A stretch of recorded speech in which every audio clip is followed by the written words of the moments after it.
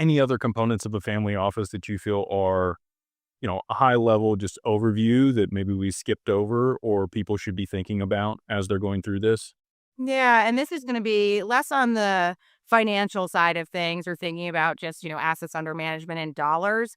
But I think that when we consider integrating a family office or doing any legacy planning, obviously my family's complicated. I think families in general are complicated. So while the structural foundation I think is obviously crucial, I think it's also important to work with families more on the human side of things. And so I think aside from just setting financial goals, it's also important to set family goals. And so, like I said, on the human side of things. So, one component of that is really talking to the family overall and defining what wealth means to the family outside of just what wealth means in terms of money or dollars.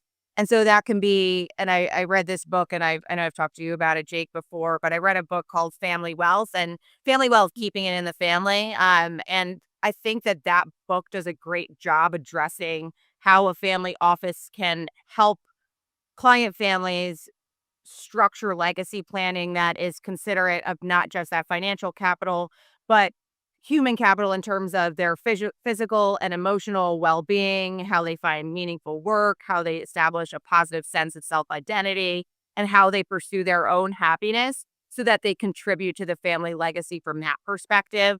I think another aspect that comes up there is intellectual capital. So, how you ensure that your family has the right life experiences, that you make sure you digest what other family members know before you're taking on all of the responsibility of the family. That can be academic, it could be career growth, it could be artistic, it could be philanthropic, but really just making sure that the family's always learning from each other.